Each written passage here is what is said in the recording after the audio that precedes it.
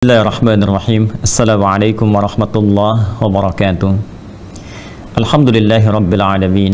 Wassalatu wassalamu ala rasulillahil karim Sayyidina Muhammadin wa ala alihi wa sahbihi wa dhurriyatihi wa ummatihi ila yaumiddin wa ba'd.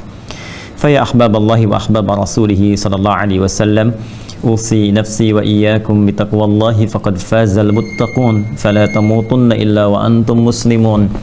Faqala ta'ala ya ayyuhalladzina amanu taqullaha haqqa tuqatih wa la tamutunna illa wa antum muslimun. Kami hormati dan semoga senantiasa dimuliakan oleh Allah Subhanahu wa taala. Izinkan kami menyebut keluarga besar Pasundan dengan segala yang tercakup di dalamnya, baik dalam pertemuan kita ada dari Paguyuban, Yayasan Pendidikan Tinggi, Universitas Pasundan, serta segala yang terkait dengan Pasundan, dan izinkan kami termasuk bagian di dalamnya menjadi keluarga besar dari Pasundan karena saya pun terlahir dari Tatar Pasundan. Sampurasun, mohon maaf, mohon izin, dan semoga kita semua disempurnakan oleh Allah Subhanahu wa taala dalam nilai-nilai kemuliaan, kemanusiaan, dan sebagai hamba Allah yang taat kepadanya insyaallah. Amin. Baik, secara singkat karena waktu kita juga terbatas dan setelah tadi mendapatkan beberapa arahan yang kami juga menyimaknya, terima kasih, kami sangat belajar dari semua uraian-uraian tadi. Semoga dengan itu kami bisa menyampaikan kembali dengan lebih baik, dengan lebih mendapatkan pencerahan dari para profesor, para guru-guru besar, para dosen-dosen, dan kita semua insyaallah. Tema kita merajut silaturahim dalam bingkai 3N. Ya, dalam bingkai 3N, nyantri, nyunda, nyakola. Pertama kita turunkan dulu tentang definisi silaturahim. Ini menjadi penting karena ini menjadi asas atau pokok perbincangan kita di pagi menuju siang hari ini. Bagaimana bisa nyantri, nyunda, nyakola dalam satu dasar, satu pokok yang kita sebut dengan nama silaturahim. Kata silaturahim, setidaknya kalau kita bedah anatominya, itu akan terhubung pada dua akar kata utama. Pertama silah, dan kedua rahim. Dan keduanya disepakati tentu berasal dari bahasa Arab yang kemudian diserap menjadi bahasa Indonesia atau bahkan kemudian dalam bahasa Sunda sekalipun. Izin saya uraikan terlebih dahulu sehingga kita bisa mengenal kedalamannya dan merasakan bagaimana wawasan yang bisa dibangun dari kata ini, termasuk nanti makna dan cakrawalanya digambarkan oleh Al-Quran dengan demikian komprehensif. Kalau kita tuliskan dengan dasar bahasa Arabnya, maka kita akan temukan kalimatnya berbentuk seperti ini. Satu, silah. Kemudian yang kedua yang kita sebut rahim, itu dasarnya seperti ini, belum menjadi sifat, masih menjadi rahmun, ya. Ya, silatur rahim. Ya, seperti ini bentuknya. Kata yang pertama, kemudian kata yang kedua yang lalu kita terjemahkan ya dalam bahasa kita dengan nama ya, silaturahmi atau silaturahim. Ya. Kata silah ini menunjuk pada satu sifat, keadaan, atau bahkan karakter yang infinitifnya bersumber dari kata wasala. Ya, wasala diseakar dengan kata wasala, yasilu, silatan, wa wusulan. Ya, wusulan, wasilatan. Asalnya dari kata wasala, yang berarti sesuatu yang sampai, sesuatu yang terhubung, sesuatu yang terikat dengan kuat. Ya, sesuatu yang terhubung dengan kuat sehingga sulit untuk dipisahkan hubungan ini sekalipun kita berada dalam satu dimensi, ruang, bahkan waktu yang berbeda. Ya, dari sini kita menemukan turunannya ya dalam konteks beribadah dinamakan dengan kata solat. Ya, solat pun ada turunan dari sini. Ya, ada akar kata yang terhubung ke sini, hibrida, ya, dari kata wasala, yasilu, wusulan, wasilatan. Ya, solat, kenapa dinamakan dengan solat? Karena saat kita menunaikan ibadah ini, kita terhubung dengan Allah Subhanahu wa taala. Ya, hasil dari terhubung inilah yang kemudian menjadikan kita terkoneksikan secara vertikal, secara rabbani dengan Allah dalam setiap keadaan. Ya, karena itulah orang-orang yang berhasil sholatnya di Quran surah keempat An-Nisa di ayat yang ke-103 di paling kanan di mushaf standar agak sedikit ke atas, ya, Quran surah keempat An-Nisa di ayat 103. Allah menyampaikan, "Fa-idza qadaytumus sholata," maka jika kalian telah tuntas mengerjakan salat itu, keberhasilan salat yang ditunaikan itu akan memberikan sebuah ciri. Apa cirinya? Fadhkurullaha, Anda akan terhubung dengan Allah. Zikir itu terhubung, ingat, kan? Terhubung, ingat. Maka orang yang sholatnya itu benar, tuntas dikerjakan, kata Allah, maka dia akan punya konektivitas, punya hubungan dengan Allah, ingat dengan Allah, nggak terbatas di ruang di tempat dia sholat. Jadi bukan berarti ketika ingat Allah itu di masjid saja, atau di musola saja, atau di tempat dia membentangkan sajadah kemudian menunaikan sholat. Saat sholat dia ingat Allah, ya. Tapi keberhasilan itu dibuktikan, kata Allah, ketika dia selesai menunaikan sholat, maka sholat akan memberikan dampak pada dirinya, teringat, terhubung dengan Allah, bahkan pasca sholat. Dia berangkat kembali ke kantor, ke kampus, ke pekerjaan lainnya, bahkan dia berusaha, berdagang, ada yang ke mall dan sebagainya. Nah, dalam konteks kegiatan itu pun masih terhubung dengan Allah. Sehingga ketika terhubung itulah, karena Allah itu maha baik, innallaha thayyibun la yaqbalu illa thayyiban, kata Nabi SAW dalam hadis beliau, karena Allah itu maha baik, maha suci. Ketika kita terhubung dengan Allah, maka seluruh nilai-nilai kebaikan tadi pun terkoneksikan pada diri kita. Sehingga orang yang sholat itu, selesai sholatnya, walaupun dia ada di pekerjaan, mustahil dia berbuat yang buruk. Maka saat berjalan, dia akan berjalan dengan baik. Saat bekerja, dia akan bekerja dengan baik. Saat bertutur, dia bertutur dengan baik. Kenapa? Karena dalam mengerjakan aktivitas itu terhubung dirinya dengan Allah Subhanahu wa Ta'ala yang maha baik. Itulah sebabnya turun Quran surah ke-29 Al-Ankabut di ayat ke-45 itu. Bagaimana menunjukkan keberhasilan orang yang sholat, kata Allah, innas salata tanha 'anil fahsya wal munkar. Sungguh, menggunakan nun taukid di sini, ya, hamzah dengan nun inna, ya, harfun nasbin wa taukidin, ya, tansibul isma wa tarfa'ul khabara mabniun 'alal fath la mahalla lahu minal i'rab. Demikian di gramatikal bahasa Arab.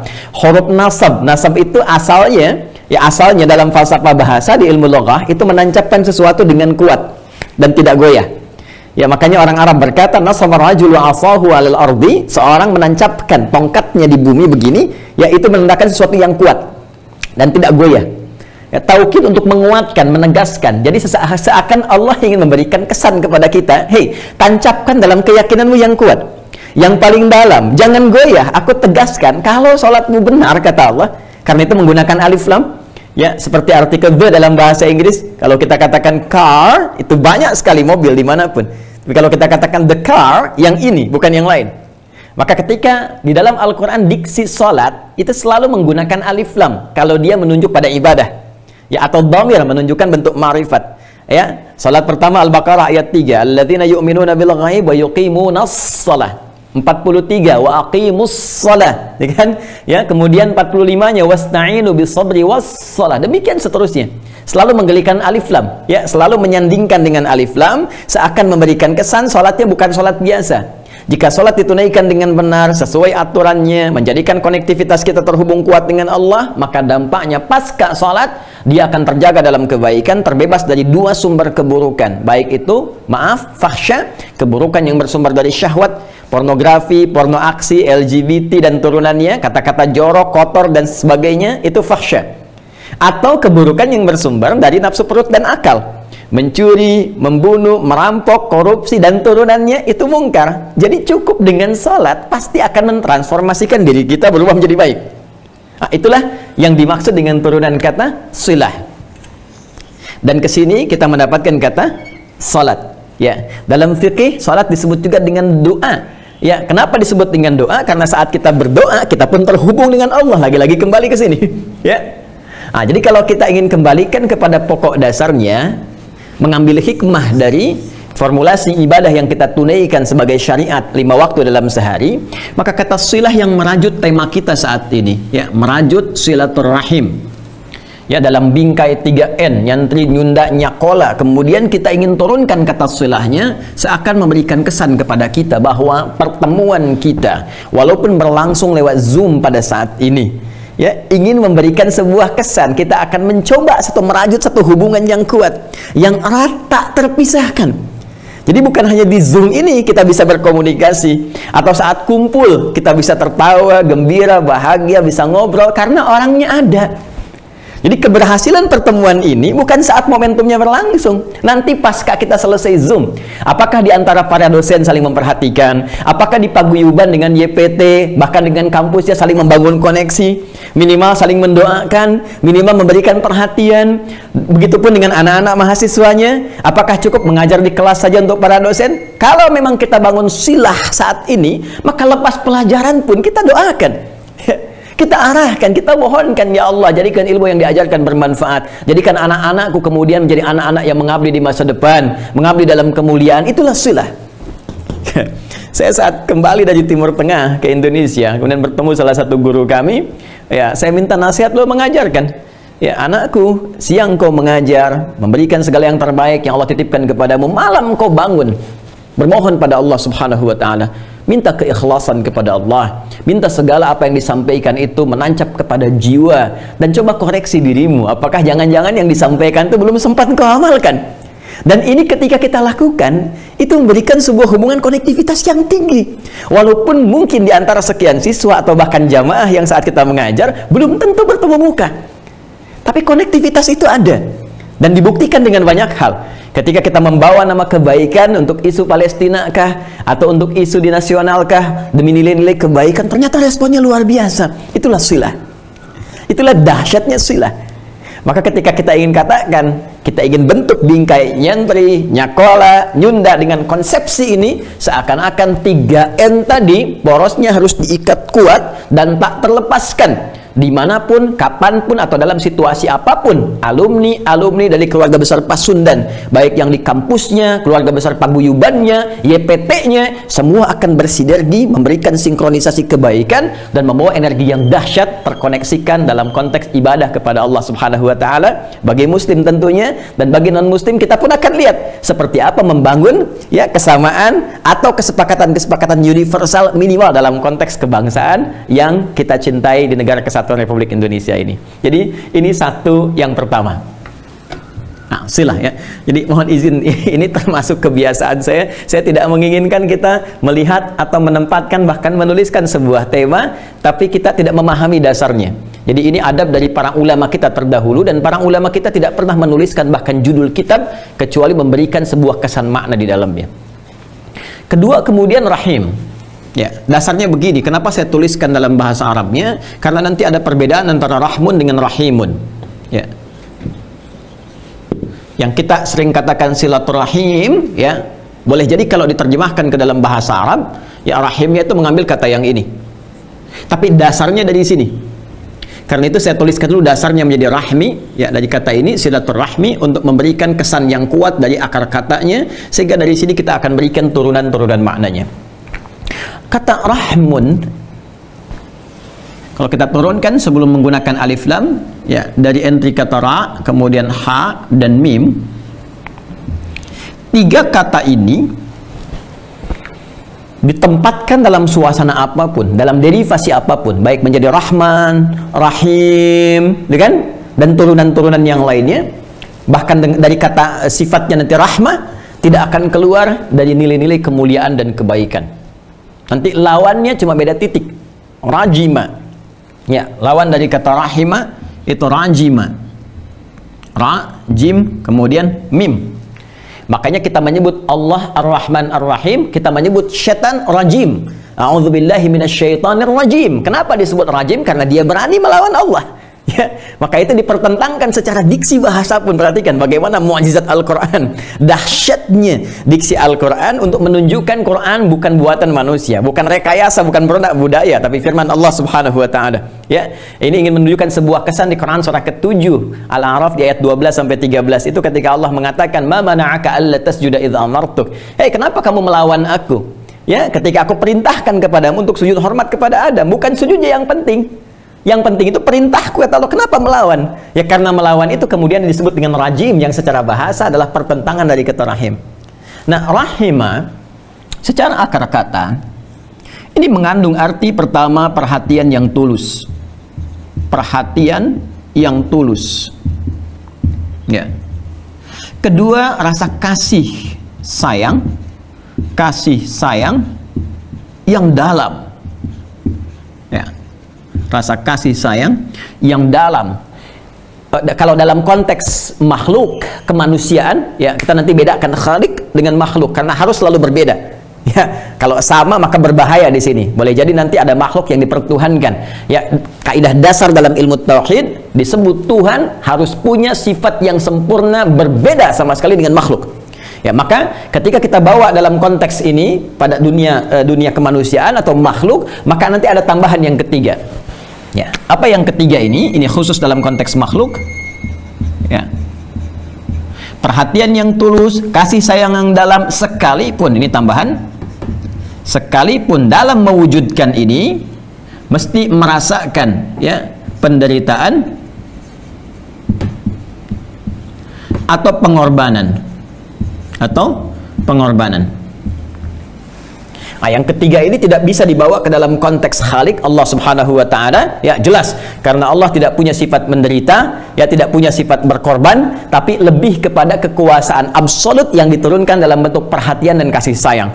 Saking sayangnya, saking tulusnya kasihnya, perhatiannya kepada makhluknya, Allahu Akbar. Salah masih diampuni, dosa kecil berpeluang diampuni, dosa besar apapun sebelum nyawa sampai ke kerongkongan masih ditawarkan oleh Allah rahmatnya, rahimnya. Ini ada di Quran surah ke-39. Ya, Quran surah 39 ayat 53. Ya, Az-Zumar. Qul ya ibadiyalladzina asrafu ala anfusihim la taqnatu mir rahmatillah. Innallaha yaghfiru dzunuba jami'a. Hai hamba-hambaku, ya kata Allah, katakan Muhammad SAW kepada seluruh hamba-Ku, sekalipun mereka banyak berlumur dosa, banyak mengerjakan maksiat, selama nyawa belum sampai ke kerongkongan, jangan pernah putus asa dari rahmatku, turunan dari kata rahimah. Dengan rahmat inilah aku berkenan mengampuni seluruh dosa, syaratnya sepanjang nyawa belum sampai kerongkongan. Ya itulah keadilan Allah, rahmat ini yang menjadikan Fir'aunnya pun. Anda bayangkan, Fir'aun kan dahsyat sekali, mengaku Tuhan, ana rabbukumul a'la, gitu kan? Hobi bunuh orang di Al-Baqarah 49 itu dan turunannya, tapi masih sempat diberikan oleh Allah dengan sifat keadilannya, rahmatnya, dengan diutus bahkan 2 nabi sekaligus. Ya, untuk satu Fir'aun 2 nabi, Musa dan Harun, dan itu pun masih diminta oleh Allah, diperintahkan untuk berdakwah dengan lembut. Ya, di Quran surah ke-20 Thaha ayat 43 sampai 44 kata Allah, idhaba ila fir'auna innahu tagha. Musa dan Harun datanglah kepada Fir'aun, dakwahi dia, ya dia telah menyimpang dari kekuasaan. Jadi yang disoal bukan kekuasaannya, dan Islam mendorong setiap orang untuk sukses. Kalau ingin karir silahkan dengan puncak yang tertinggi di birokrasi, diplomasi, bahkan di akademisi misalnya, ya. Kalau ingin kaya silahkan sekaya-kayanya, tapi gunakan untuk maslahat. Ketika menyimpang, datanglah agama untuk mengembalikan pada tuntunan yang benar supaya tidak merugikan pelakunya. Jadi orang Islam itu, Masya Allah, ketika datang risalah Islam tidak akan menurunkan seseorang dari kedudukan, tapi lebih memuliakan kedudukannya dengan nilai-nilai kebaikan. Dan dahsyatnya, faqula lahu qawlan layyina la'allahu yatadzakkaru aw yakhsha. Kata Allah, katakan dengan lembut, dakwahi dengan santun, dengan baik. Boleh jadi dengan kesantunan itu terbersit di jiwanya, sadar dan mulai merasa takut dengan Allah sehingga dia merubah pola hidupnya, kebijakannya dan turunan-turunan yang lainnya. Dalam konteks itu pun diutus 2 nabi, 2 rasul. Cuma sayang Fir'aun tidak mengambil kesempatan itu. Jadi bukan nggak dapat hidayah, diberikan cuma nggak diambil. Saat nyawa di kerongkongan, barulah kemudian dia memutuskan untuk kembali, dan terlambat itu. Ya, ini kata rahim bila dilekatkan pada Allah Subhanahu wa taala nanti ada kaitannya. Bila kita turunkan dalam konteks hubungan kita secara kemanusiaan, dan ini yang coba kita biasakan secara fitrah di lisan kita. Ada momentum kita berkumpul, kita katakan silaturahim, kan? Ba'da Idul Fitri kita katakan silaturahim. Walaupun temanya bisa berbeda, halal bihalalkah, ya pertemuan kebangsaankah, tapi selalu fitrah ini muncul. Maka ketika kita turunkan ini dalam konteks kehidupan makhluk, dalam konteks kemanusiaan, maka kita akan mendapatkan sebuah makna yang sangat spesial yang diberikan, diisyaratkan oleh Al-Quran. Bagaimana membangun satu hubungan yang erat, yang tak terpisahkan, tidak dibatasi oleh ruang, waktu, bahkan dimensi, yang dengan itu tetap memberikan perhatian yang tulus, tetap memberikan kasih sayang yang begitu dalam, tanpa pamrih. Bukan karena jabatan saya perhatikan yang lain, bukan karena kekuasaan, karena harta saya memperhatikan, saya menyayangi, bukan, karena memang tuntutan itu yang memberikan secara fitrah saya menyayangi, saya memberikan perhatian. Itulah rahim. Dan dalam konteks ini, dalam konteks kehidupan kemanusiaan, terkadang memunculkan dalam konteks memberikan kasih sayang ini rasa pengorbanan yang dalam, atau bahkan juga keadaan yang membuat kita seakan merasakan penderitaan walaupun ujungnya kebahagiaan. Contoh, bukankah saat seorang ibu itu mengandung merasakan satu penderitaan dalam tanda petik, ya, miring kanan sulit, miring kiri sulit, itu kan, terlentang juga apalagi dijaga-jaga betul, dan pengorbanannya luar biasa, waktu, tenaga, pikiran, untuk apa? Untuk memberikan perhatian yang tulus, kasih yang sangat dalam kepada satu sosok yang dikandung di dalam rahimnya. Itulah sebabnya kenapa ditempatkan namanya tempatnya rahim. Ya. Seorang ibu punya rahim. Ya. Rahim untuk seorang ibu. Kenapa tempatnya disebut dengan rahim? Karena di tempat itulah diberikan perhatian yang tulus, kasih sayang teramat dalam, walaupun bagi yang mendapatkan itu dan memberikan perhatiannya terkadang merasakan dalam tanda petik satu penderitaan, pengorbanan dalam keadaan, walaupun setelah itu dirasakan kegembiraan yang sangat luar biasa. Karena itulah seorang ibu yang merasakan perih dalam kandungan itu, ya, ketika saat mengandung, hilang semuanya itu seakan-akan lenyap ketika dia sudah mulai melihat bayi yang dilahirkannya. Itulah rahim. Ya, ada pakar hikmah mengatakan kenapa seorang bayi ketika lahir menangis, terlepas dari aspek yang lain. Ini pakar hikmah, ya, dan tinjauannya pun ilmu hikmah. Jangan nanti satu ilmu dinilai dengan ilmu lainnya sehingga tidak ada sinkronisasi. Pakar hikmah mengatakan kenapa seorang bayi terlahir kemudian menangis, karena diantaranya dia merasa khawatir tidak mendapatkan lagi rasa kasih yang dia dapatkan saat berada dalam rahim ibundanya. Itu sebabnya ketika dia terlahir, Allah berikan fitrah pada lingkungan sekelilingnya yang menyambut dengan tersenyum, dengan bahagia, dengan sopan, dengan baik dalam semua konteks kehidupan. Makanya dalam konteks perjanjian level dunia pun, dalam konteks militer peperangan pun tidak boleh kemudian menyakiti bayi-bayi, anak kecil dan sebagainya, karena itu ada sesuatu yang salah terjadi pada saat ini ketika di sebagian tempat ada bayi yang dieksekusi, bayi yang dibom, bayi yang dibunuh dan sebagainya, dan kita tidak tergerak, berarti ada yang salah dalam fitrah kehidupan kita. Dimanapun, dalam setiap keadaan apapun, cukup menjadi manusia, cukup menjadi manusia dengan sifat yang Allah tanamkan pada diri kita.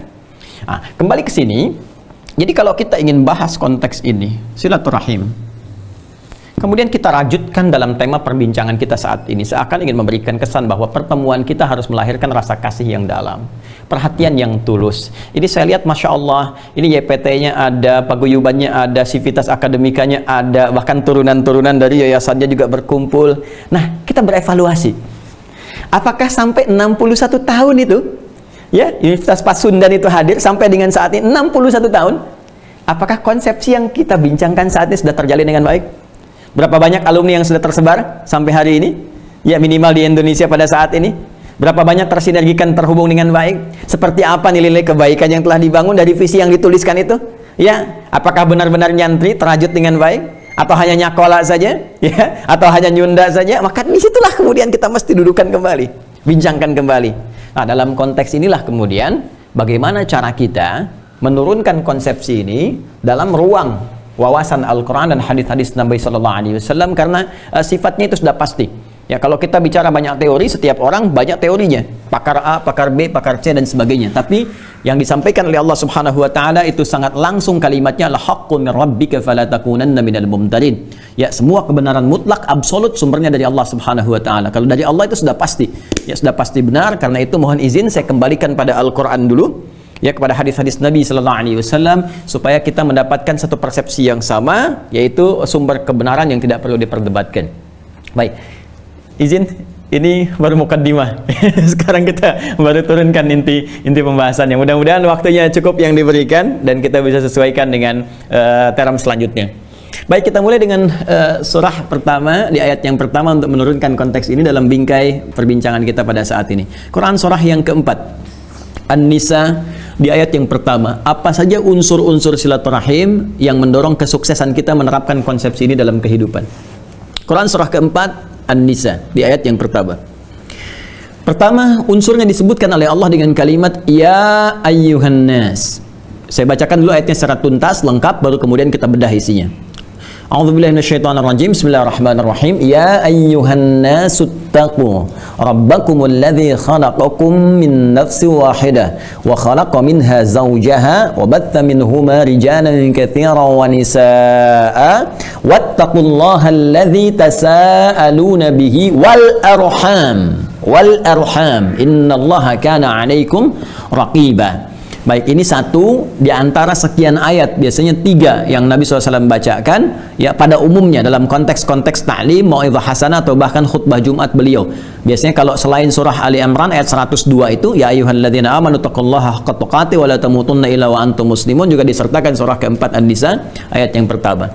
Mari kita lihat turunannya Bapak dan Ibu sekalian. Saya hapus jenak ya untuk bisa memberikan gambaran lebih kuat di sebelah sini.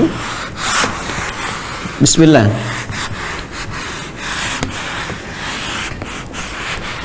Unsur silaturahim bahkan disebutkan bentuknya jama dalam Al-Quran dengan kata arham. Setidaknya dimulai oleh Allah Subhanahu wa Ta'ala dengan kalimat ya ayyuhan nas. Ya, seperti ini. Ya, kemudian ayyuhan nas. Baiknya ya ayyuhan nasu, demikian. Kita harus sepakat dulu ya, dalam ayat ini dicermati, dianalisis oleh para ulama, tentunya para pakar di bidangnya, ahli Al-Quran, ahli asbabun nuzul, ahli ulum-ulum dan sebagainya ya, secara singkat menyampaikan bahwa jika pembuka ayat kalimatnya dibuka dengan kata ya ayyuhan nas, wahai seluruh manusia, maka risalah yang ditampilkan oleh Al-Quran sifatnya universal ya, sifatnya universal, tidak terikat dengan faktor akidah atau keimanan saja. Karena ketika Allah ingin memberikan informasi atau bahkan perintah, larangan, mengkhitab dalam bahasa Arab ya pada hambanya yang beriman saja secara spesifik, maka kalimatnya menggunakan kata amanu, ya ayyuhalladzina amanu. Yang telah beriman dia harus buktikan keimanannya dengan ibadah kepada Allah, maka muncul perintah salat misalnya, maka perintah salat dibuka dengan kalimat iman. Al-Baqarah di ayat ketiga, alladzina yu'minuna bil ghaib, iman dulu, wa yuqimunas shalah. Kadang-kadang langsung dengan kalimat ya ayyuha, seperti perintah puasa yang kemarin kita tunaikan. Al-Baqarah 183, ya ayyuhalladzina amanu kutiba alaikumus syiyam. Ada yang ibadah sifatnya sosial dalam bentuk akhlak misalnya, jangan saling mencela, jangan berbuat ghibah, jangan bikin hoax, maka menggunakan kata iman. Ya, Quran surah Al-Hujurat misalnya di ayat ke yang 11 itu, ya ayyuhalladzina amanu la yaskhar qaumin qaum, hai orang-orang yang beriman jangan saling mencela, ya kan? Ya, di ayat yang ke-12 jelas, ya ayyuhalladzina amanu ijtanibu katsiran minadh-dhanni inna ba'dadh-dhanni itsm. Hai orang-orang beriman, jangan berprasangka buruk, jangan bikin hoax, jangan menuliskan yang enggak benar, jangan berbuat yang kotor. Ya itu banyak sekali. Dan imannya dulu yang disebutkan. Jadi cukup menjadi orang-orang beriman pasti orang baik. Maka mustahil ya ada hoaxers itu dari kalangan beriman. Maka mustahil ada bazar dari kalangan beriman, karena ayat bazar pun ada di Quran tuh. Quran surat 17 Al-Isra ayat 27. Ya, wala tubadzir tabzira. Janganlah menjadi bazar sebazar-bazarnya. Innal mubadzirina kanu ikhwana syayatin. Baik, silakan diteruskan supaya kita tidak terlalu luas ya. Nah, ini konteksnya iman. Diikat oleh nilai-nilai transendental, ketakwaan kita, ada pesan profetik untuk menyembah Allah Subhanahu wa Ta'ala. Tapi kalau risalahnya, kalimatnya menggunakan kata nas, manusia, maka pesan yang dibangun, kesan yang ditampilkan itu sifatnya universal, mengikat seluruh konteks yang terkait dengan nilai-nilai kemanusiaan sekalipun keyakinannya berbeda. Itulah dahsyatnya Islam, itulah keindahan Al-Quran. Jadi Allah tidak memaksa orang-orang untuk beriman kepadanya, tapi diberikan kemudian petunjuk ya, yang petunjuk ini mengikat satu konsekuensi. Dalam rahimnya dia sudah beriman, kemudian terlahir dijaga imannya saking sayangnya Allah, maka diberikan petunjuk oleh Allah karena harus ada keadilan. Diberikan akal, diberikan pikiran, diberikan keadilan, silahkan diberikan petunjuk untuk mendekat, untuk beriman kepada Allah. La ikraha fid din, tidak ada paksaan dalam agama, tapi semua punya konsekuensi ketika kembali. Saking sayangnya Allah diberikan petunjuk untuk mengenal Allah dan beriman kepadanya. Yang paling menarik, ketika kemudian diturunkan Al-Quran pada Nabi Muhammad SAW, ada konsepsi-konsepsi universal untuk mendukung ya kedamaian, ketentraman, kemakmuran dalam konteks kehidupan di muka bumi. Dan konteks inilah ketika datang kepada kita, pedomannya bersifat universal, panggilannya kemudian khusus dengan kalimat ya ayyuhan nas, wahai seluruh manusia. Baik, saya akan gali dulu di sini 3 kata ya. 1 huruf ya, kedua ayyuha, ketiga an-nas. Ya, ini disebut dengan harfun nida. Saya mohon izin lebih ilmiah ya, karena ini suasana kampus dan saya akan coba agak pelan-pelan sedikit sehingga mudah tercerna dengan baik ya.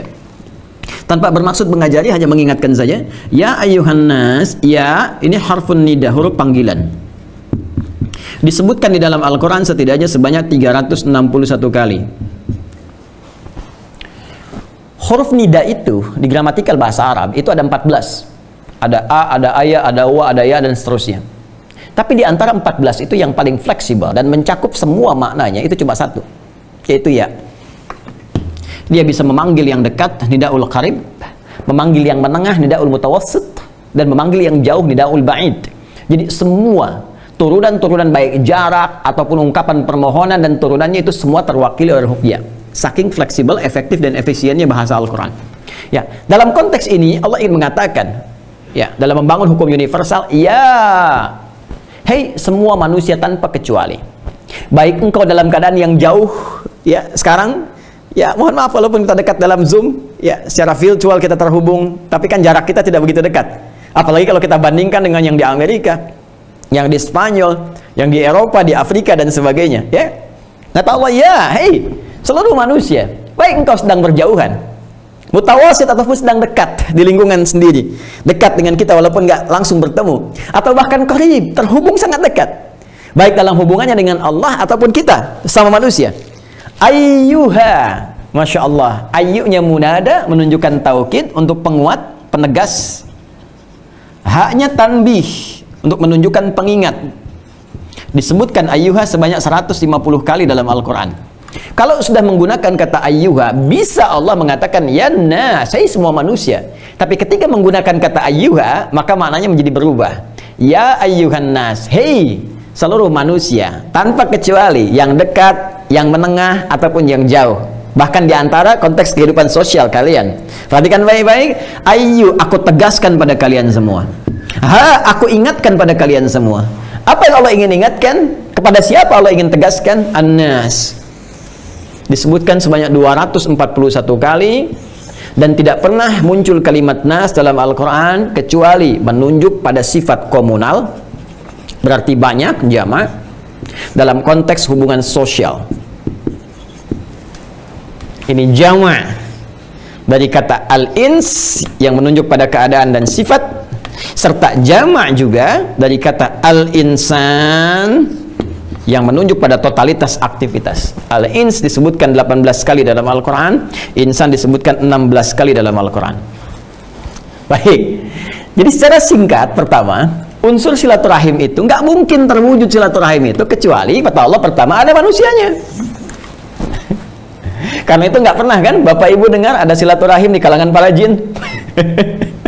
Silaturahim malaikat misalnya kan, walaupun tiap tahun satu malam semua malaikat turun ke bumi dalam momentum Al-Qadar itu, kan? Inna anzalnahu fi lailatul qadar wa ma adraka ma lailatul qadar. Lailatul qadar khairum min alfi syahr. Tanazzalul malaikatu war-ruh. Ya, semua malaikat, bahkan malaikat Jibril turun tuh ke bumi, reuni di muka bumi, tapi nggak ada istilah silaturahim malaikat. Ya, Quran surah 97 itu kan, nggak ada istilah silaturahim di kalangan para jin misalnya, karena ternyata yang paling berhak, yang paling potensial, yang paling bisa mendapatkan makna ini nggak ada yang lain kecuali manusia. Ya, dan sifatnya universal. Jadi kalau kita ingin membangun konteks kemakmuran di tempat kita hidup, di bumi kah atau skala kecil, ya, di Pasundan kah, ya, atau bahkan di Unpas misalnya, ya, kalau ingin kita tarik dalam nuansa-nuansa yang lebih kecil lagi, itu sangat luar biasa. Apa maknanya? Boleh jadi ingin diberikan kesan bahwa di konteks Unpas pun mungkin nggak semuanya orang beriman semua. Boleh jadi di mahasiswa atau di dosen mungkin ada yang non-muslimnya, ya, ada yang Kristennya misalnya, ada yang Budanya, ada yang Hindu. Kalaupun ada perbedaan dari segi keyakinan, tidak menghalangi kita untuk sama-sama duduk, bicarakan misi-misi universal, kegiatan-kegiatan yang luas, bagaimana membangun bangsa, ya, setidaknya bagaimana membangun Unpas yang lebih baik ke depan dalam nilai-nilai kebaikan. Jadi ini konteks yang sangat indah dalam Al-Quran, dan di situ ada risalah dakwah. Jadi kalau orang menyadari agama Islam itu begini, risalahnya itu tinggi, maka boleh jadi hidayah itu cepat datang. Maka yang pertama, ketika kita bahkan menyelenggarakan momentum ini pun, kita bertemu, merajut silaturahim, jangan pernah batasi nilai-nilai pertemuan itu sepanjang konteksnya universal, luas, manfaatnya banyak, maka libatkan, ya, semua golongan yang mungkin memberikan peran-peran strategis dalam mewujudkan visi dan misi yang dimaksudkan. Satu, nas. Nas. Dan kalimatnya menggunakan nas, indah sekali. Ya, tadi saya katakan kata nas dan nanti menjadi surah di surah penutup di Al-Qur'an, surah 114, surah paling favorit bagi semua muslim di muka bumi, termasuk di Unpas saya kira. Qul a'udzu birabbin nas. Itu kata nas, dia jamak dari dua akar sekaligus. Satu ins ya, ins ini akar kata yang paling utama dari hamzah, nun dan sin. Dipasangkan di Al-Qur'an dengan kata jin. Ya, jadi kalau ada kata ins seringkali ditemukan kata jin bersanding dengannya. 18 kali disebutkan dalam Al-Qur'an. Ya ma'syaral jin wal ins wa ma khalaqtul jinna wal ins. Bahkan ketika jin dijamakkan menjadi jinnah, ins pun dijamakkan menjadi nas. Minal jinnati wan nas. Ya kan? Baik, kata ins dipasangkan dengan jin, ini sesuatu yang luar biasa. Karena memang secara diksi bahasa, ya secara pandangan etimologi, keduanya itu memiliki makna yang berlawanan. Dan ini akan membawa karakter kemanusiaan bagi kita dan karakter kejinan bagi golongan jin. Saya beri contoh begini misalnya. Ya, kalau kita turunkan kata jin di dalam bahasa Arab itu semua kata, Bapak Ibu sekalian, semua kata yang memiliki huruf jin dengan nun, ya, mau dibuat hibrida apapun, derivasi apapun, itu mengandung makna dasar, makna pokok. Ya, yang pertama sesuatu yang tersembunyi. Tersembunyi. Ya. Kalau kita mau turunkan misalnya ke dalam bentuk janin, ya, dipakai ya, pakai nun lagi. Janin, kenapa disebut janin? Karena masih tersembunyi. Ya, dalam rahim ibunda belum keluar. Surga disebut jannah, ya, ada jim dengan nun tak di ujungnya. Kenapa disebut jannah? Karena masih tersembunyi, belum nampak dalam kehidupan kita sekarang. Nah, kembalikan ke tadi pasangannya ins, ya. Jin, kenapa disebut dengan jin? Karena memang fitrahnya tersembunyi. Fitrahnya tersembunyi. Ini fitrah jin nggak nampak dalam pandangan kita. Ya, makanya kalau ada jin melakukan penampakan, itu jin sedang keluar dari fitrahnya. Jin bermasalah itu. Ya, ada jin bermasalah. Apalagi yang manusia cari-cari penampakan jin. Ah, itu kurang kerjaan. Pasti repot itu. Ya. Jadi, awas hati-hati ya. Jin itu fitrahnya tersembunyi, nggak nampak dia. Ya, makanya nanti banyak riwayat termasuk dalam hadis-hadis Nabi Sallallahu Alaihi Wasallam yang menyoal seseorang yang bisa melihat penampakan jin itu pasti punya persoalan dalam hidupnya. Ya, punya persoalan. Baik, lawannya itu ins, al-ins. Ya, sesuatu yang nampak, terlihat, hadir, itu ins. Makanya kalau ada orang-orang yang dalam hidupnya senang bersembunyi, datang ke paguyuban sembunyi-sembunyi, ya kan? Mau rapat di EPT lewat pintu yang sembunyi-sembunyi, masuk kampus bahasa sembunyi-sembunyi. Ini menunjukkan bahwa orang itu bukan senang jadi jin, ya, sedang punya masalah. Karena secara fitrah ini itu tampak, apalagi ketika ini dibawa dalam konteks hubungan sosial menjadi nas.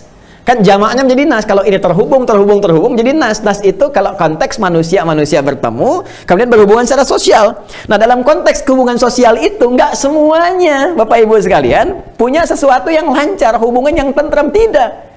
Boleh jadi yang tadinya nampak kok sekarang nggak pernah nampak. Coba deh ya. Yang biasanya ketemu nggak ada, itu pasti punya masalah. Ada persoalan, gampang. Rumus Qur'annya itu sederhana sekali. Ya, yang biasanya diundang rapat datang sekarang nggak ada, dikontak nggak balas, ya, dihubungi nggak bisa, itu pasti ada persoalan. Nah, konteks inilah yang kemudian ingin dirajut kembali, diikat kembali dengan rasa kasih, dengan perhatian, sehingga ini tuh menjadi hilang. Ya, problem-problem tadi, persoalan-persoalan tadi menjadi bisa diurai kembali. Dalam bahasa Arab kalau ada benang kusut yang kusut terus diurai kembali sampai kemudian lurus lagi, maka orang Arab akan berkata begini, hilul ahbal. Benang-benang itu telah diurai sehingga menjadi lurus kembali. Ketika lurus dia katakan halal. Sudah nggak ada masalah nih. Udah lurus, tenang, bisa dipakai apapun, buat merajut, buat apapun tuh. Ini diambil secara kiasan, kinayah dalam bahasa Arab, diambil secara majas, diterapkan dalam konteks kehidupan. Jadi kalau ada orang punya masalah seperti benang kusut dan diurai kembali menjadi lurus, maka orang Arab berkata hilul mushkilah. Ya, persoalannya telah bisa diuraikan sehingga tenang kembali. Ketika tenang dan nggak ada masalah lagi, nggak ada problem lagi, sehingga pergaulan lancar, enak bicara, enak ngobrol, enak nyari solusi, maka orang Arab akan mengatakan halal, nggak ada problem. Makanya makanan halal nggak ada problem, istri halal nggak ada problem, kedudukan halal, nggak ada problem. Lawannya haram, ya, ada problem di situ.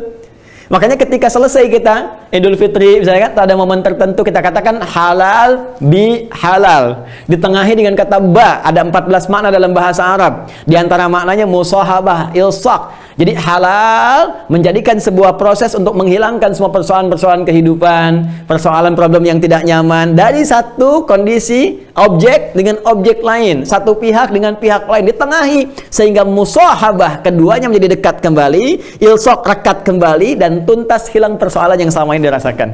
Itulah halal bi halal. Jadi bukan makanan artinya, walaupun nanti dalam kata halal ada makanannya. Al-Baqarah 168 ya.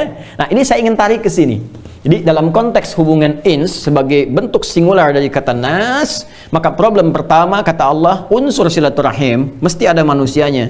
Tapi tidak semua manusia ketika akan berkumpul itu punya hubungan yang sama. Boleh jadi ada yang tidak lancar, ada yang kurang bagus komunikasi, ada yang punya persoalan. Maka disinilah letaknya penting kita menurunkan kata insan untuk mengembalikan kepada fitrah. Kalau nggak sepakat dalam pandangan itu biasa, tapi pasti kita sepakat dalam fitrah. Apa fitrahnya? Maka diturunkanlah kemudian akar dari kata nas ini. In, satu nampak. Yang kedua lembut, baik, harmoni. Jin sebaliknya, kasar.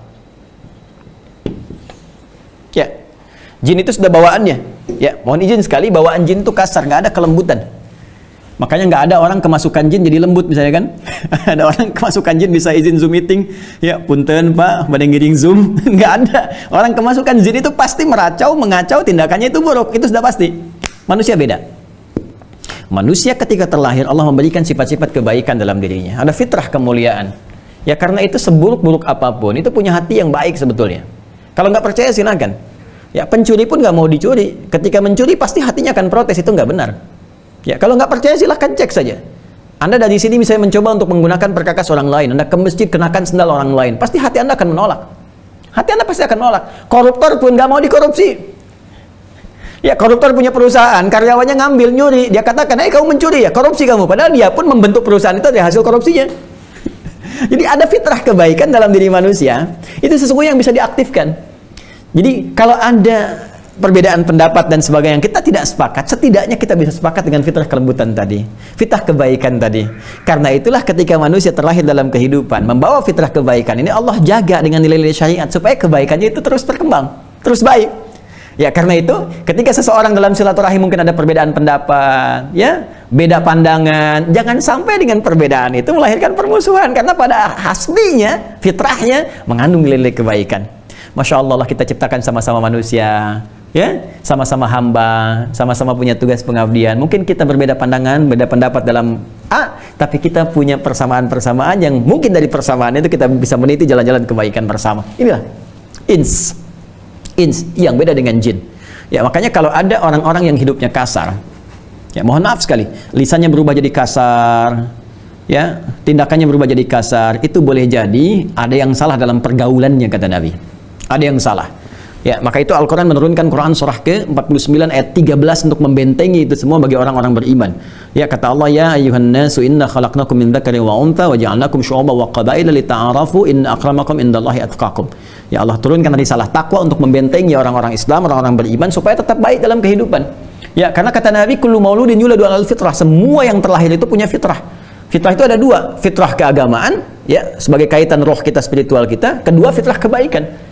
Makanya jadi manusia itu pasti baik. Kalau ada orang yang tidak baik, kata Nabi cuma satu masalahnya, ya lingkungannya. Fa abawahu yahwidani aw yunasrani aw yumajjisani. Dalam konteks kehidupan yang luas, ini lingkungannya membentuknya jadi salah.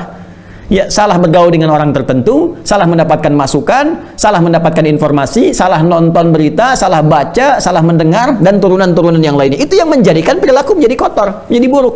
Jahiliyah kan menjadi buruk, menjadi jahiliyah karena lingkungan yang membentuk itu buruk. Tapi ketika dirubah lingkungannya dengan diutus Rasulullah, diturunkan Al-Quran, bisa bertransformasi dari jahiliyah menjadi khairu ummah. Itulah dahsyatnya. Ya, karena itu saya kira penting ya di lingkungan Unpas ini untuk menghidupkan aura-aura kebaikan. Ya, bagaimana kita bisa menata misalnya lingkungan kampus yang sehat, yang baik, ya, bukan hanya dari faktor pengajarannya. Kalau pengajaran cuma transformasi pengetahuan, tapi lingkungan itu penting. syiar-syiar yang dibangun, moto-moto yang ditampilkan, ya membentuk nama-nama ruangan yang bagus, sehingga melahirkan aura yang enak gitu. Ya keadaan yang nyaman, termotivasi orang untuk berlomba dalam kebaikan. Ya ini bagian yang pertama dalam konteks kehidupan. Ya sebagai bentuk singular dari kata nas sekaligus jadi unsur perekat dalam silaturahim.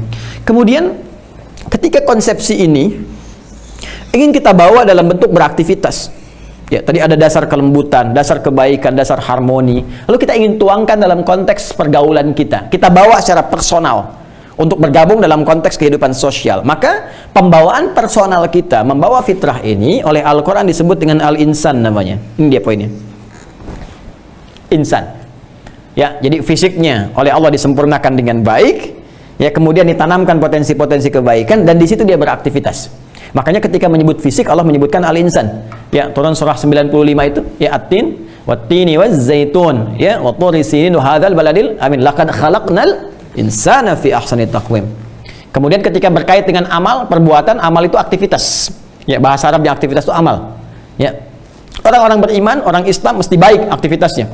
Mesti baik. Kalau ada yang tidak baik, ada masalah minimal dengan imannya. Ya, minimal dengan imannya, karena iman itu pasti akan mendorong pada kebaikan.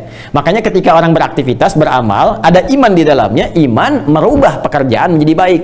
Ya, pekerjaan yang didorong oleh iman jadi baik disebut soleh namanya. Soleh. Makanya muncul istilah amal soleh.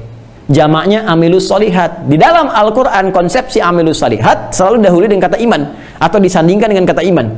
Ya, paling gampang surah ke-103 Al-Asr. Allah berfirman wal 'asr innal insana lafi khusr illal ladzina amanu wa 'amilus shalihat. Jadi cukup kalau kita beriman, mengatakan beriman, maka akan ada nanti pancaran dalam tubuh kita dari jiwa takwa kita. Quran surah ke-91 ayat 7 sampai 10. Wa nafsi wa ma sawwaha fa alhamaha fujuraha wa taqwaha. Nah, takwa itu jiwa orang beriman. Jiwa takwa ini akan memberikan pancaran, ke lisannya maka bicara yang baik-baik, ke matanya melihat yang baik, ke telinganya mendengar yang baik. Makanya kalau kita belajar anatomi ayat Al-Quran terkait dengan fungsi tubuh, itu sering kali dibuka dengan kalimat iman. Mata dibuka dengan iman. Qulil mu'minina yaghuddu min absarihim. Lisan dibuka dengan kalimat iman. Ya ayyuhalladzina amanu la yaskhar qaumin qaum la yaghtab ba'dukum ba'da, sampai ke kaki. Ya, ingin menunjukkan kesan bahwa iman itu mendorong seseorang berbuat saleh, berbuat baik. Ya, tapi ingat, dalam konteks kehidupan, ya kita berhubungan secara sosial, maka maknanya meluas. Ya, orang Islam itu seharusnya kata Allah jadi teladan. Apa bukti keteladannya? Tadi amal soleh tadi. Kalau ingin jadi soleh, maka harus disupport dengan perbuatan-perbuatan ibadah. Ya, tadi dalam bentuk ritual, ada sholat, ada puasa, ujungnya kan perbuatan baik. Ya, kalau kita tidak baik, maka mohon maaf, iman itu tidak akan memberikan sinyal dorongan kepada kebaikan. Ya, sehingga dibawa dalam beraktivitas. Idealnya orang beriman, mohon maaf sekali, dengan imannya dilatih. Jadi kekuatan iman itu, ya, spirit imannya dilatih dengan ibadah dalam bentuk ritual, seperti sholat misalnya, ya, puasa, baca Al-Quran. Ini semuanya latihan untuk menguatkan sinyal iman. Supaya ketika sholat dikerjakan, imannya kuat, didorong, ya, dorong ke seluruh tubuh kita untuk memancarkan aura-aura kebaikan. Makanya fungsi sholat tadi saya katakan, tanha anil fahsyai wal munkar. Fungsi zakat membentuk sifat toleransi dan nilai-nilai kebaikan pada sesama. Ya, kemudian baca Al-Quran membuat kita lebih mulia. Hadisnya banyak sekali tentang ini. Ini yang didorong kepada aktivitas kita, sehingga tidak sekedar tampil dalam konteks insaniyah, konteks kemanusiaan, tapi insaniyah yang disupport dengan nilai imaniyah namanya. Ya. Karena itu ketika turun surah Al-Asr memberikan komitmen, memanfaatkan waktu untuk beraktivitas, kata insan itu disatukan dengan kata iman dan amal soleh.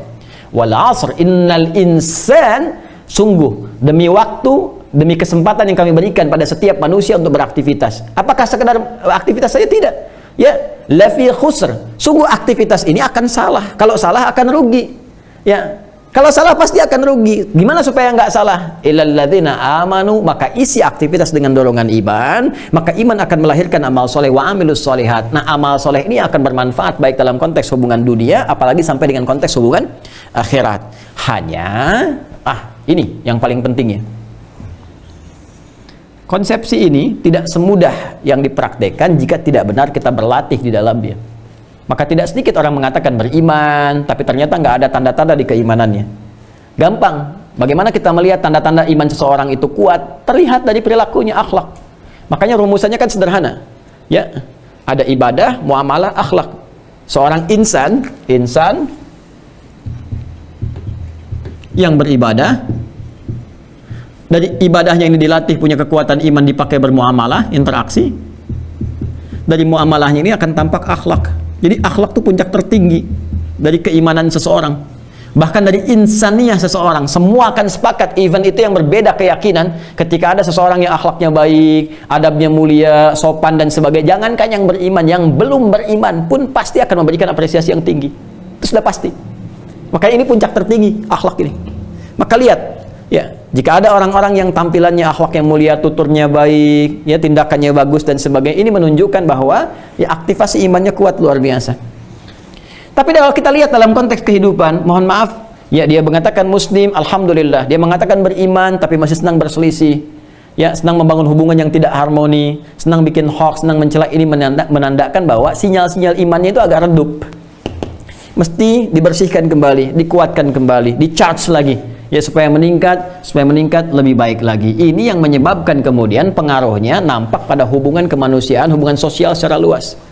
Ya, saya mau bicara skop internal dulu di kalangan orang beriman. Ya, ini yang menjadikan kenapa orang-orang kok sama-sama Islam, sama-sama mukmin, ya, tapi kok bisa jadi ada yang saling bertengkar, saling mencemooh macam-macam. Apa persoalannya? Boleh jadi persoalannya, ya, bukan persoalan karakternya, tapi persoalan sinyal imannya yang tidak disupport lewat amal soleh tadi. Karena mungkin faktor lingkungan, ya, karena kurang dekat kepada nilai-nilai ibadah ini.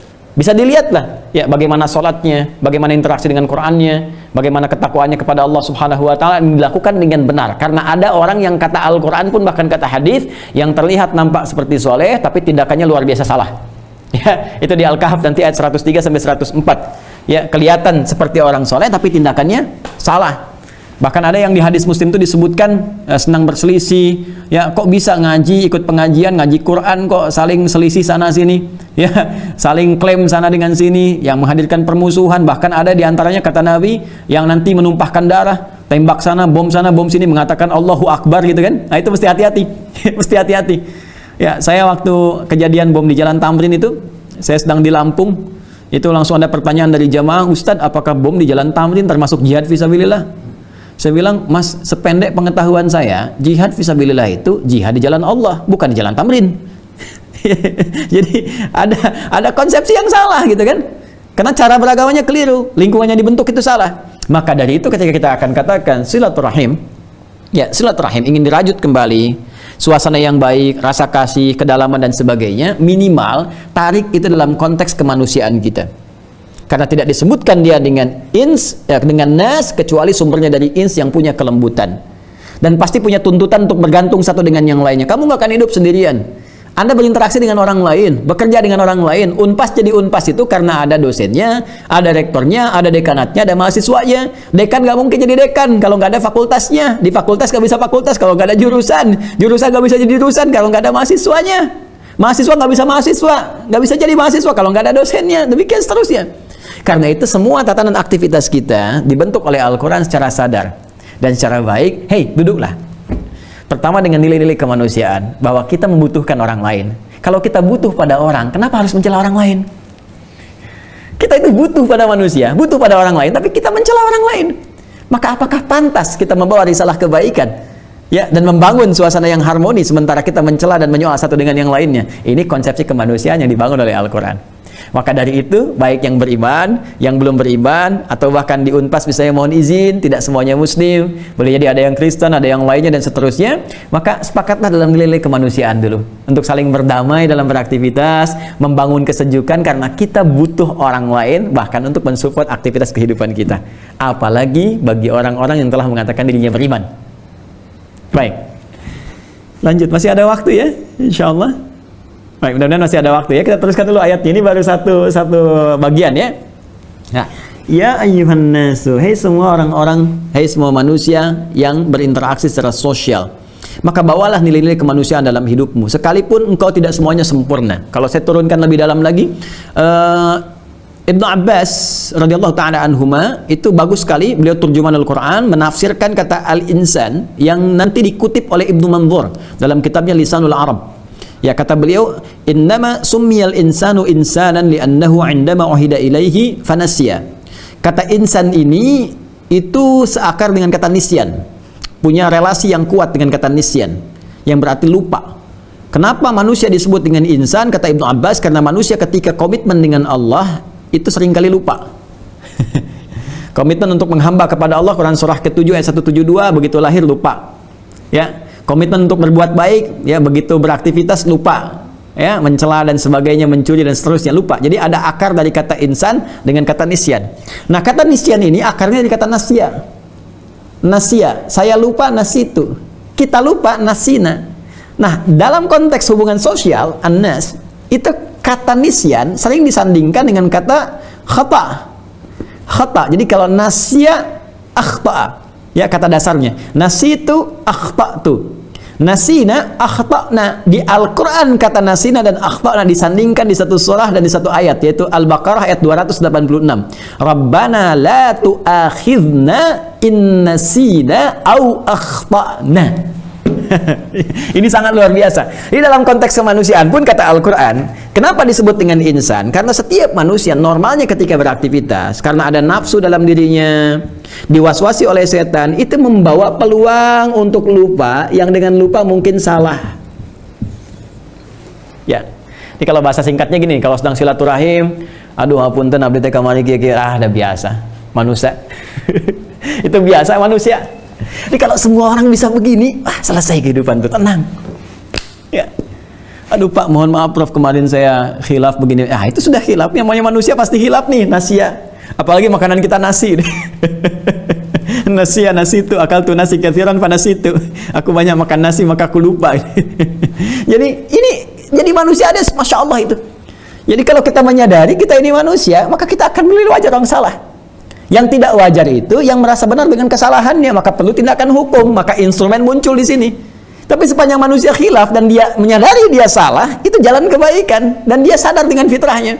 Maka kalau kita sedang silaturahim, ada orang-orang yang biasa nggak ketemu dan sebagainya, tiba-tiba dia datang mengatakan, saya mohon maaf kalau itu biasa, saya juga begitu.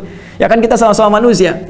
Yang sempurna cuma malaikat. Quran surah 66 ayat yang ke-6, la ya'sunallaha ma amarahum wa yaf'aluna ma yu'marun. Ya, malaikat itu sempurna, nggak mungkin keluar tupoksi. Ya, Jibril turunkan wahyu aja, nggak mungkin tukeran nyebut nyawa dengan malaikat maut misalnya. Ya, atau pernah dengar malaikat Jibril korupsi ayat? Kan tidak. Ini yang sempurna cuma malaikat dalam konteks makhluk. Kalau kita pasti salah. Jadi enak sekali kalau kita kumpul, kemudian kita saling bisa memaafkan dalam konteks demikian. Sampurasun kan? Ya, sampurasun itu kan dari kata satu di bahasa Sanskertanya, sampura dari kata hampura di Sunda. Ya, kemudian dengan samparna dari kata sempurna, pakai nanti ingsun di akhirnya menuju pada Anda, saya, kita. Ya, kita berharap kemudian kalau kita ada sesuatu yang kurang, mohon maaf. Makanya saya katakan sampurasun sebelum mulai, mohon maaf nih. Mungkin mohon izin ya mengambil waktunya, mengambil kesempatannya untuk menyampaikan sesuatu, lalu Anda jawab dengan rampes, saya maafkan gitu kan. Itu kan sudah normal gitu dalam kehidupan kita. Ya, Sunda itu luar biasa Pak, 60% bahasa Sunda itu saya riset, saya di ilmu bahasa. Itu banyak terambil dari bahasa Arab, banyak yang terilhami dari bahasa Arab. Ya. Batmun jadi beteng gitu. Funuk deh, funduk. Ini banyak sekali, banyak kalau mau kita turunkan. Bahkan dulu saya belajar ilmu hadis itu, dosen saya kalau mau contohkan hadis palsu, ya itu pakai bahasa Sunda. Pakai bahasa Sunda. Ya, ini saking banyaknya hadis palsu menyebar di masa-masa fitnah kubro itu kalau mau paling gampang pakai bahasa Sunda. Afdalud dahri bi faisil laili kucifa wa kulifa wa ubina hatta karusa udangu fa idza bukhila fadhila fa fadriba unuku thalatha marat hatta utiha. Rahu Syaikhan.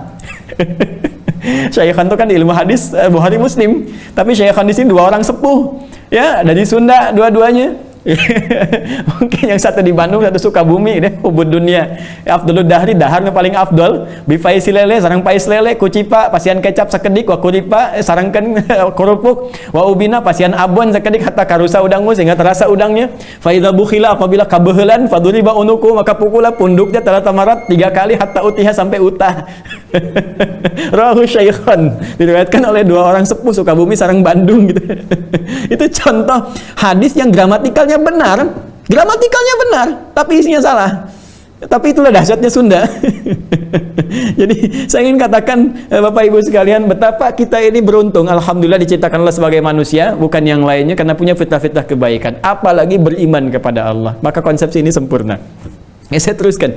Ya ayyuhan nasu taqu rabbakum. Unsur kedua, kalau silaturahim ingin sukses, maka Allah katakan mesti ada unsur takwa. Ya, ini sebagai penutup saya kira. Karena kesananya hanya turunan-turunan untuk penjelas saja. Ya. Ya ayyuhan nasu ittaqu. Ini bentuknya perintah, ittaqu. Ya. Perintah untuk menunaikan takwa. Saya dorong ke sini ya. Ittaqu bentuk jama' dari kata ittaqi. Ittaqi itu bentuk fi'il amr, kata perintah. Ya. Kata dasarnya dari ittaqa yattaqi. Dari situ terambil dari kata wiqayah, wiqayah menjadi takwa. Ya. Secara singkat, takwa itu kita bisa definisikan sebagai puncak segala kebaikan, sumber kebaikan, kumpulan kebaikan. Kebaikan. Ya. Nanti di dalamnya ada semua sifat-sifat baik, jujur, sabar, tawadu dan turunannya qanaah, itu kalau dikumpulkan jadi takwa. Ya, kalau dikumpulkan jadi apa? Jadi takwa. Ini poinnya. Jadi ini menghimpun semua sifat-sifat baik, jujur, sabar, ya, dan turunannya. Orang takwa, bentuk tunggalnya disebut dengan taqi namanya. Taqi. Kalau satu. Ya. Kalau jama' disebut muttaqun atau muttaqin. Ya, dzalikal kitabu la raiba fihi hudal lil muttaqin. Taqi ditemukan di Quran surah ke-19 Maryam ayat 11 sampai dengan 15. Ya Yahya khudhil kitaba biquwwah wa atainahu hukma sabiyya wa hananan min ladunna ya wa zakatan wa kana taqiyya wa barran biwalidayhi wa lam yakun jabbaran 'asiyya wa salamun 'alaihi yawma wulida wa yawma yamutu wa yawma yub'atsu hayya. Taqi itu orang yang baik. Nih, orang yang mampu mengumpulkan nilai-nilai kebaikan. Dan dia punya level. Ya, semakin meningkat, maka unggul. Unggul dalam bahasa Arab disebut dengan tafdil namanya. Ya, formulasinya menjadi af'al. Makanya disebut dengan af'alut tafdil di ilmu nahwu. Maka orang takwa, kalau semakin takwa disebut atqa namanya.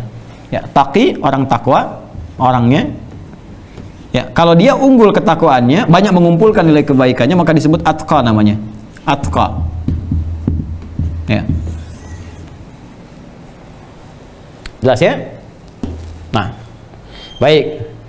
Sekarang kita lihat dalam konteks kita membangun silaturahim untuk mewujudkan interaksi sosial yang baik, maka modal untuk membangun kebaikan universal ini, kalau dalam suasana kampus yang baik, kampus yang harmoni, ya, kemudian nilai-nilai intelektualitas yang juga baik, karena banyak intelektual sekarang yang pintar-pintar tapi kurang baik, ya kan? Hubungan yang baik, komunikasi yang baik dan sebagainya, maka modalnya nggak ada yang lain kecuali kata Allah, kecuali takwa.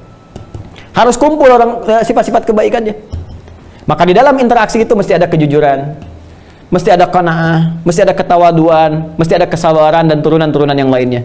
Ya, maka tidak ada yang bisa mengumpulkan itu kecuali sifat takwa. Nah, sifat takwa ini sebetulnya potensinya sudah ada dalam setiap jiwa manusia. Sudah ada. Ya, tinggal dia sinyalnya kena dihidupkan, dimunculkan. Ya, dari mana kita tahunya? Di Quran surah ke-91. Quran surah 91. Ayat 7 sampai 10. Wa nafsin wa ma sawwaha, dan demi jiwa manusia yang telah disempurnakan penciptaannya dengan masuknya roh ke dalam tubuh kita, maka menjadi nafas. Diserap ke dalam bahasa Indonesia menjadi nafas, bisa bernafas. Ya. Di dalam nafas itu ada takwa, fa'alhamaha fujuraha wa taqwaha. Jadi sebetulnya secara potensi, ya, kita punya potensial atau potensi di dalam bahasa Indonesia untuk berbuat baik dalam kehidupan. Makanya semua manusia itu punya potensi jujur. Ya, non-muslim pun yang belum beriman itu bisa jujur. Bisa jujur. Ya, bisa sabar, bisa ada potensi sabarnya. Bisa rendah hati, kita akan temukan, ada nilainya. Ya, tapi bedanya apakah semua itu dikerjakan untuk ibadah karena Allah atau tidak. Ini untuk menunjukkan nanti konsepsi akhiratnya. Ya, karena dalam konteks kehidupan dunia Allah adil. Turun Quran surah 25 ayat 23, wa qadimna ila ma 'amilu min amalin faja'alnahu haba'an manthura. Kalau ada orang baik di dunia untuk dunianya saja tapi dia tidak beriman, ya, sampai dia meninggal dunia, Allah balas kebaikan di dunia, maka akan dikenang sebagai orang baik, pahlawan dalam kehidupan konteks nasional dan sebagainya. Tapi saat ke akhirat, maka konsepsinya berbeda, dimensinya lain. Ya, kita ke Malaysia saja pakai hukum Malaysia yang berlaku, ke Singapura pakai hukum Singapura, buang sampah sembarangan nggak berani, gitu kan? Dan turunannya kenapa? Karena hukum Singapura yang berlaku. Nah, sekarang masa kita ke akhirat mau bawa hukum Indonesia, mau bawa hukum Pasundan, mau bawa hukum Bekasi? Nggak mungkin. Maka hukum akhirat yang berlaku. Maka akhirat menjadikan hukumnya diikat oleh kata iman. Karena itu ketika kita akan kembali ke akhirat, ya, kalimatnya jelas. Quran surah kedua ayat 25. Wa basyiril ladzina amanu, iman dulu, wa amilus sholihat annalahum jannatin tajri min tahtihal anhar. Pengen surga, pengen kebaikan, pengen rahmat ketika akhirat, maka konsepsinya berubah, maka diikat dengan nilai-nilai keimanan. Tapi sebelum sampai ke nilai keimanan, kita akan sepakat dulu dengan nilai-nilai kemanusiaan. Apa diantaranya? Diantaranya fitrah ini. Fitrah, nilai-nilai kebaikan. Nah, untuk memunculkan sinyal takwa ini supaya dilatih benar dan punya dua nilai, dunia dan akhirat, karena konsepsi Islam itu sederhana, dunia dan akhirat. Itu saja. Jangan sampai ada dunianya nestapa, ya, atau akhiratnya sengsara. Dunia harus seimbang. Jadi jangan begini kalau ada yang mengatakan pilih mana, ya, miskin dunia atau kaya akhirat, ya, atau kaya dunia, miskin akhirat. Jawab langsung. Konsepsi Islam itu sederhana, kaya dunia, kaya akhirat. Jadi nggak bisa dibenturkan. Sama dengan Pancasila dengan Al-Quran nggak bisa dibenturkan. Ya, nggak bisa dibenturkan di dunia karena nggak mungkin ke akhirat itu baik kalau nggak ada bekal dunia, mustahil. Makanya kita berdoanya kan dunia baik, akhiratnya baik. Quran surah kedua ayat 201, wa minhum may yaqulu rabbana atina fid dunya hasanah wa fil akhirati hasanah. Ya kalau dunia hasanah, akhirat hasanah, wa qina adzabannar, enggak mungkin masuk neraka. Karena untuk menuju akhirat yang baik itu mesti baik dunianya dulu. Ya, nanti baik dunia itu relatif. Dengan harta, bagaimana buat harta jadi baik, ya kan? Dengan kedudukan, buat kedudukan itu dunia jadi baik, akhiratnya baik juga. Dengan ilmu mencari, di dunia kan kita mencari untuk mendapatkan akhirat yang baik. Jadi dunia baik, akhirat baik, itu konsepsi di Islam. Ya, jadi nggak ada sebetulnya konsepsi dunianya itu sengsara, akhiratnya itu kemudian bahagia dan sebagainya. Tidak. Kesengsaraan itu kembali kepada konsepsi hidup kita masing-masing. Allah itu mengangkat derajat kita untuk mulia dunia dan akhirat. Tinggal kita memilih di antara itu mana yang kita maksimalkan. Keduanya oleh Al-Quran dibimbing. Maka supaya takwa ini tidak hanya berarti di dunia. Ya, karena kalau cuma dunia saja, nanti nilai kebaikannya terbatas kepada sifat-sifat duniawi saja. Ada jujur dalam bertugas, ada jujur dalam bekerja, banyak, ya, banyak sekali dalam berinteraksi sosial jujur ada. Cuma ketika nggak jadi nilai akhirat jadi persoalan. Ya, habaan manthura, nggak ada nilai di dalamnya. Nggak ada nilai. Karena itulah kemudian untuk mengaktifkan sinyal ini, maka Allah memberikan jalan yang besar, yang luas. Dalam bahasa Arab disebut dengan syariah. Syariah itu jalan lebar, luas, kan? Nah, ketika ditarik dalam konsepsi sifat, maka ditunjukkan dengan tak di ujungnya, maka berubah jadi syariat namanya. Syariat itu jalan, ya, syariat Islam, jalan-jalan berislam yang luas dan baik. Ya, karena surganya luas, maka jalannya pun luas, terbentang, luas, banyak, ya. Maka turunlah konsep syariat. Apa diantaranya? Dilatih dengan sholat, ya, dilatih dengan puasa, dilatih dengan berhaji. Itu kan falsafah, hikmahnya. Semua ibadah itu menjadikan diri kita, ya, meningkat menjadi takwa. Kalau nggak percaya silahkan cek. Kita baru puasa kemarin. Tujuan utamanya apa? Takwa, kan? Al-Baqarah 183. Ya ayyuhalladzina amanu kutiba alaikumussyam kama kutiba alal ladzina min qablikum la'allakum tattaqun. Haji yang sekarang berlangsung terbatas, kita doakan pandemi berlalu, ya, musim depan insya Allah kita akan berhaji dalam suasana yang baik dan sebagainya, insya Allah. Tapi kembali ke Quran surah kedua ayat 197, Quran surah Al-Baqarah ayat 197. Apa Allah sampaikan? Ya, orang-orang yang berhaji itu bekalnya takwa. Al-hajju asyhurun ma'lumat, faman farada fihinna al-hajja fala rafatha wala fusuqa wala jidala fil hajj, wa ma taf'alu min khairin ya'lamuhu Allah, wa tazawwadu fa inna khairaz zadi taqwa. Kurban, takwa. Sebentar lagi kita kurban. La yanalallaha luhumuha wala dima'uha walakin yanaluhu taqwa minkum. Di sebuah latihan ibadah itu syariat jalan. Jalan menuju apa? Jalan menuju ketakwaan. Takwa yang bagaimana? Takwa yang melahirkan kemuliaan dunia plus kebaikan akhirat. Jadi sholat yang benar itu kan hudal lil muttaqin, kan? Diberi petunjuk bagi orang takwa. Siapa orang takwa? Alladzina yu'minuna bil ghaib wa yuqimunas shalah. Imannya menyuruh dia sholat. Sholat yang benar itu membentuk pribadi takwa. Puasa yang benar membentuk pribadi takwa. Ya, haji yang benar membentuk pribadi takwa. Bagaimana takwanya di dunia diungkapkan? Dengan perbuatan baik ini. Jujur, sabar, mulia dan sebagainya. Semakin tinggi sholatnya, semakin meningkat takwanya. Naik derajat dari taqi menjadi atqa. Nilai takwa ini yang kita bawa dalam bekal-bekal interaksi kemanusiaan sehingga membawa risalah dakwah dalam kehidupan. Maka turunlah Quran surah ke-49 ayat 13 yang merangkum ini semua. Dan pakai nas lagi. Ya, silahkan cek kembali, ya. Ya ayyuhan nasu, hei semua manusia, inna khalaqnakum min dzakarin wa untha. Kami ciptakan kalian ada laki ada perempuan. Jadi manusia itu cuma dua. Kalau bukan laki-laki, perempuan. Nggak ada yang tengah-tengah di antaranya. Nggak ada yang laki-laki ke perempuan-perempuanan atau perempuan ke laki-lakian. Kalau bukan laki-laki, pasti perempuan. Ya, manusia. Wa ja'alnakum syu'uban wa qabail. Lalu kami jadikan kalian berinteraksi sosial dalam kehidupan. Syu'uban, berkomunitas. Ya, bahkan di kampus-kampus pun ada komunitasnya tuh. Ya, sampai konteks kebangsaan, konteks dunia secara global, itu semua ada komunitas. Dari RT kita, RW, kelurahan, sampai kemudian kecamatan, kabupaten, provinsi, negara. Ya, setelah itu kemudian benua, ya kan? Ada konteks negara, ada konteks benua, itu semua syu'ub namanya. Wa qabail, di dalam syu'ub pun ada kabilah-kabilah. Ya, silahkan cek kita. Ya, di Sumatera ada sukunya sendiri, ya. Berapa banyak suku di sini? Ya, kita punya slogan Bhinneka Tunggal Ika, berbeda-beda walaupun berbeda satu tujuan kan? Ya, satu tujuan. Itu kan banyak suku di kita juga. Di Arab juga banyak suku. Di Sunda apalagi? Ya, kakinya suku semua. Jadi lebih paling banyak suku di Sunda gitu. Jadi mohon izin Bapak Ibu sekalian, itu qabail. Tapi apa tujuannya? Litarafu, supaya kalian membangun harmoni dalam kehidupan. Interaksi, saling mengenal, kita membangun sinergi, membangun jaringan, kan? Unpas juga demikian. Dengan ini kan kita bangun jaringan, sinergi, saling mengenal, mempromosikan diri. Tapi yang paling hebat kata Al-Quran, ketika kalian berinteraksi itu, ini kan luas, universal. Tidak hanya dengan orang beriman saja, mungkin dengan yang belum beriman dan sebagainya. Maka bawalah nilai kemuliaan dalam bentuk takwa. Tutup di ayatnya dengan kalimat indah. Inna akramakum indallahi atqakum. Maka manusia mulia, kata Allah. Manusia terbaik dalam pandanganku. Masya Allah. Anda dipandang rektor baik, senang. Dipandang presiden baik, senang. Ya, dipandang orang baik, senang. Kenapa kita nggak senang dipandang baik oleh Allah? Maka kata Allah, yang mulia dalam pandanganku adalah orang yang saat berinteraksi, dia bisa meningkatkan nilai ketakwaannya. Atqakum. Inna akramakum indallahi atqakum. Sungguh yang paling mulia, yang paling bagus perangainya ketika berinteraksi dalam kehidupan adalah orang yang paling takwa di antara kalian. Artinya, bawa takwa dalam relasi kemanusiaan kita. Dan latih nilai ketakwaan itu dengan ibadah kita.